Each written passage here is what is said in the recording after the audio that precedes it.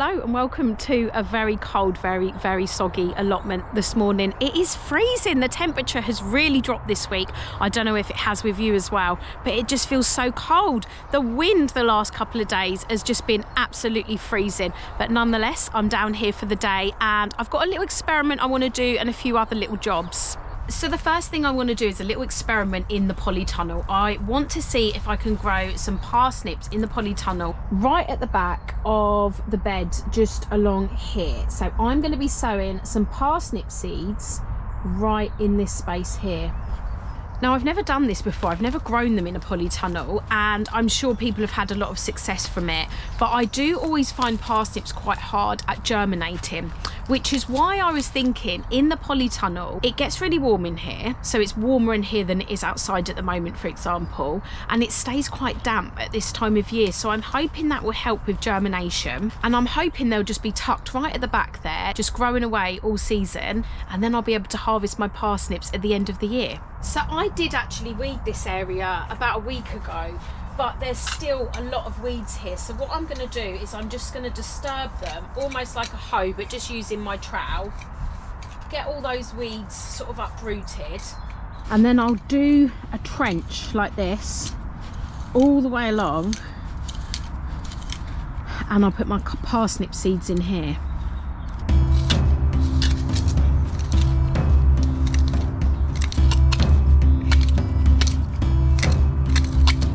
So I'm going to be sowing gladiator parsnips, and I'm going to sow them really heavily, and then I can just thin them out. So I'm going to sow that many parsnip seeds in this trench.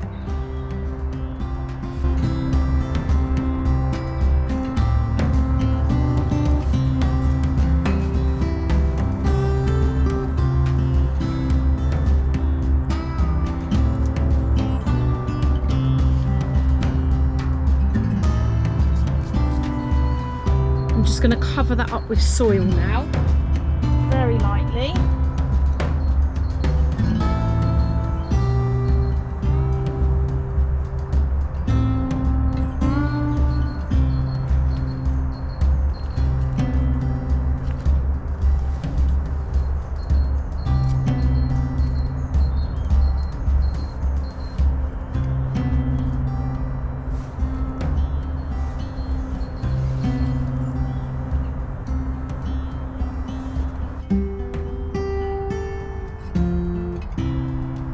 I think that's a really nice little experiment that I've done there, and it'll be really interesting to see if they germinate. I know it looks like I've sown a lot of parsnips there, and I've sown way too many, but it'll be so easy just to thin them out, and I really doubt all of those are going to germinate as well. So I'm hoping that by doing so many and picking out the ones that I don't need, I should get some parsnips in here.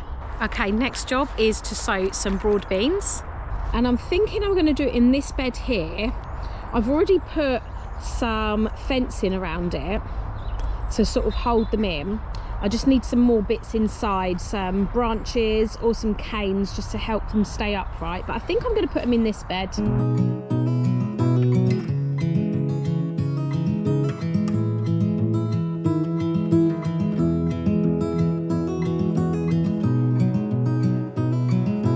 Okay, so the broad beans need to be sowed about 5 centimetres down.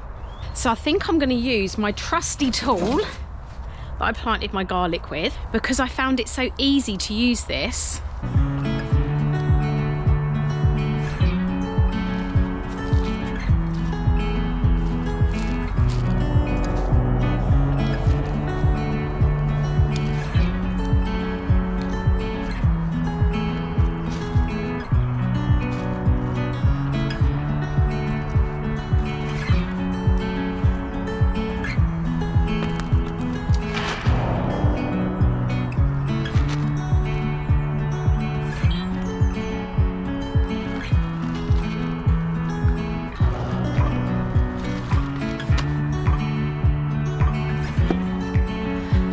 I just found a potato in there as well. How funny, that must have been from last year.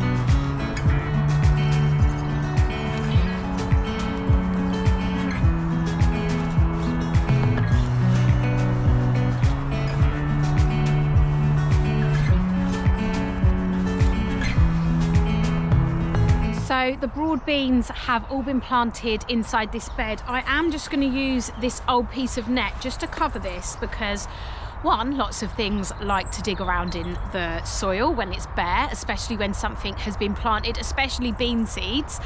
But the other thing is, just in case we do have a hard frost, this will just protect anything that does come up at that time.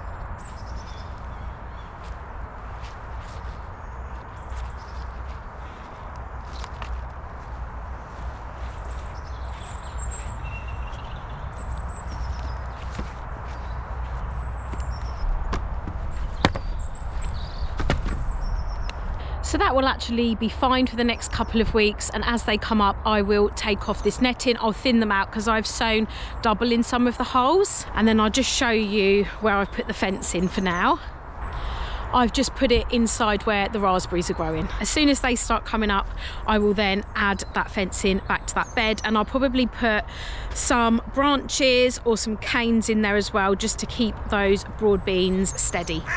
So next thing I need to do is work out how much compost I need down here to fill up the beds that have reduced in size. So these 3 beds here, I haven't actually topped these up since I planted garlic in them, and that was not last year but the year before, so that's why they really have sunk down and they need a top up. I think these are going to need a bag of compost in each of these beds, so that's 3 bags. These beds are completely full, as you can see. I did top these up when I planted the rhubarb and when I planted the strawberries, and I've mulched them with sawdust as well, so they're absolutely good to go. My asparagus bed, I did mulch the crowns in the autumn time, but I think I do want to put some more manure on top of them, so I need a bag of manure for the asparagus bed. The new asparagus bed is completely full. I've just sown into this one some broad beans, but to be honest I probably could still give a couple of inches of a mulch into that one just now before they start to come up. I need a bag for this one, a bag for this one, a bag for this one, and a bag for this one, so that's 4. So I need 4 plus 3 is 7. So I need 7 bags of compost, I need a bag of manure for the asparagus bed, and I'll use a bit of excess just to do a couple of inches where I've just sown the broad beans. But I've just noticed as well, in the fruit cage where I'm going to do my carrots, I've got these 3 containers. They're going to need compost as well. So that's 10 bags of compost that I'm going to need, or 5 big bags depending on what is available at the garden centre. But what I'll probably do is pick that up in the next couple of days and then get Vince to help me bring it down here ready for next time I come down here so I can fill them up. So I actually dug up some chives from home. I divided a huge clump that was in my garden and I potted them up and put them in my greenhouse to bring down here, and I forgot about them because it's me and that's what I do. Once it goes in the greenhouse I tend to forget about things, so I have brought it down here today and I'm going to plant it just in the corner of one of the beds because I really like that. I like having herbs and flowers just at the corner of each of the beds. Looks nice, it's good for pollinators, and I think it's just a really nice touch to the plot.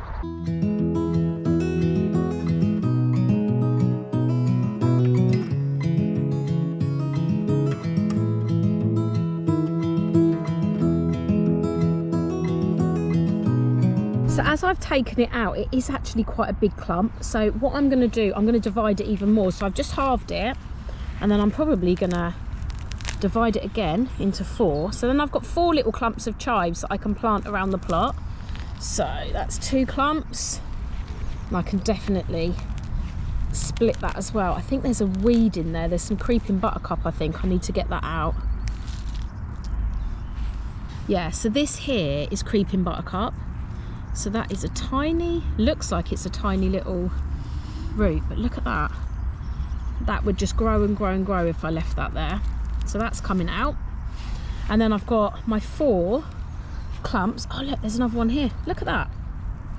Take that out. We don't want any weeds growing in between these.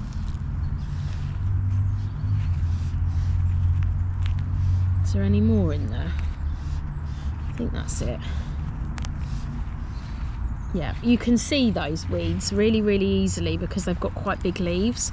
So anyway, I've got my 4 clumps of chives now, and I'm going to plant them around the plot. So I think I'm going to put them right at the front here. So I'm going to put one there.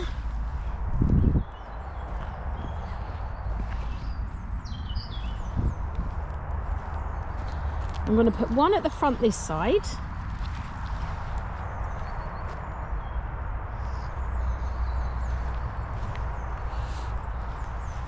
I'm going to put one clump here in this corner. There. And my last clump, I'm going to put... Where should I put it? Where should I put it? I think I'm going to put it in this bed, actually. I'm going to put it right here.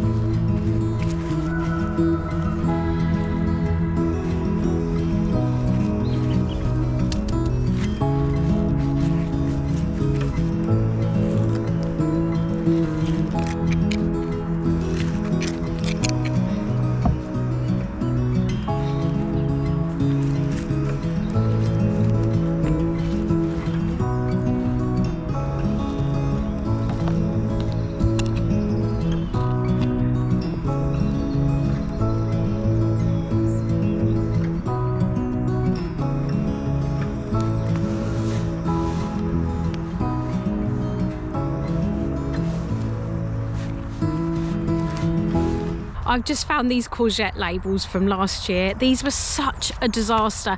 I bought these different varieties in a garden centre and they just got eaten. I think I had 6 or 7 in this bed and they all got eaten. And can you believe last year I didn't have one courgette survive? From ones that I bought, different varieties I bought, to just the bog standard normal like green courgettes, not one courgette survived last year. Any courgettes, can you believe it?